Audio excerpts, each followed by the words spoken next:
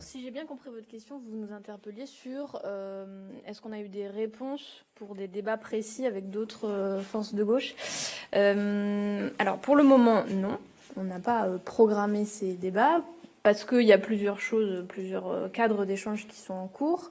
Il y a celui dont parlait Eric, où des discussions avancent et vont vraisemblablement émerger sur une série de débats publics ou en tout cas d'échanges sur des questions précises.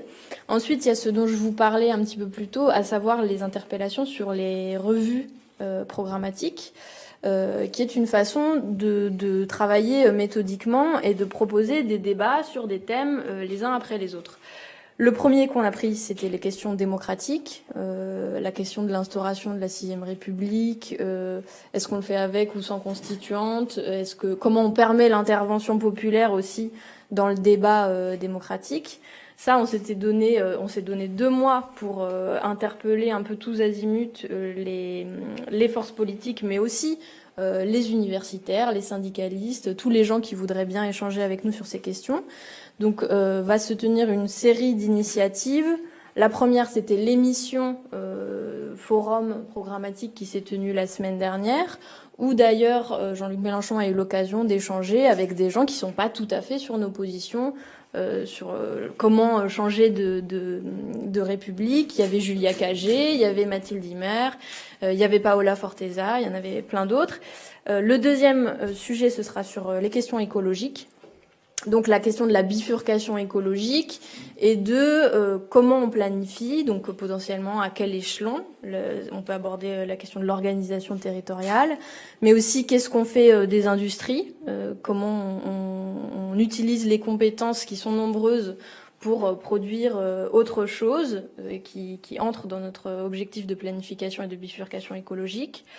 Le troisième thème, et donc la troisième revue, la troisième série de rencontres, ce sera sur les questions sociales, au sens large, c'est-à-dire à la fois le partage des richesses, donc les questions de fiscalité, les questions de minima sociaux, de répartition du temps de travail, mais aussi quel projet émancipateur et d'espoir on propose.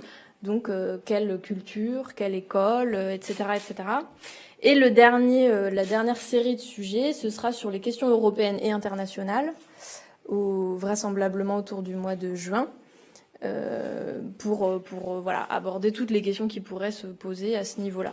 Donc nous, on va travailler avec méthode, en prenant les sujets les uns après les autres, en lançant une série d'interpellations. Tous les jeudis soirs aussi, on va discuter dans une émission régulière avec celles et ceux qui voudront bien le faire avec nous, et en espérant que ça va porter ses fruits, parce qu'on est aussi assez persuadé que c'est maintenant, grosso modo jusqu'à cet été, que le débat le plus riche et le moins figé aussi peut avoir lieu, parce que c'est vraiment le moment d'hybrider des propositions et d'en faire quelque chose qui parle aux gens et qui soit porteur.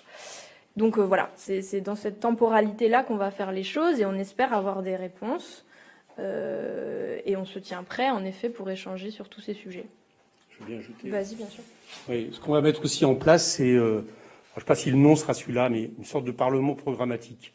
C'est-à-dire qu'au fur et à mesure, on voit qu'on a, si ce n'est des formations, mais il y a des personnalités, c'est pas un mystère, puisqu'elles se sont déclarées, qui veulent soutenir la campagne présidentielle.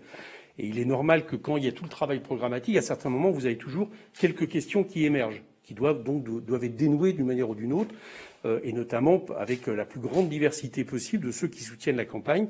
Donc on mettra en place prochainement un parlement programmatique qui permettra de rassembler par exemple tous les parlementaires, j'allais dire y compris ceux qui ne font pas partie de France Insoumise mais qui soutiennent déjà la candidature de Jean-Luc Mélenchon, qui permettront de rassembler déjà des syndicalistes qui se disent intéressés par la campagne, des membres d'associations ou des représentants de partis. Par exemple, on discutait hier avec Ensemble, qui est un mouvement qui était déjà partie prenante de la campagne, qui dit qu'il veut faire partie de la campagne. Ben voilà, il y aura des gens qui représenteront ce mouvement, et ça permettra à un moment donné, genre à peu près une réunion une fois par mois, de regarder, d'observer les questions qui sont soulevées, de façon à avoir aussi un avis qui sera mis évidemment au pot commun, et pour faire en sorte que le programme qui à l'automne sortira soit soit le reflet de toute notre diversité. Voilà, donc ça va être mis aussi en place.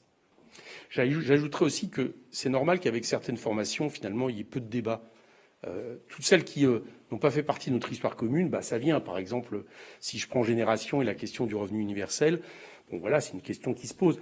Mais je rappelle que l'avenir en commun, c'est pas né en 2017 seulement. C'est l'héritage de beaucoup de programmes, de beaucoup de combats qu'on a depuis le traité constitutionnel européen 2007, 2012 évidemment. Et donc c'est un peu naturel finalement que d'autres formations, je pense notamment au Parti communiste, qu'on discute avec eux. Très franchement, on a quelques points qu'on a repérés. C'est pas nouveau. Où on a des points où on n'est pas forcément d'accord. Je pense notamment à la question du nucléaire. Mais pour le reste, c'est quelque part aussi leur programme. Et d'ailleurs, pourquoi? Parce qu'ils avaient le même candidat à la présidentielle en 2012 et en 2017 que nous. Donc ça me paraît naturel.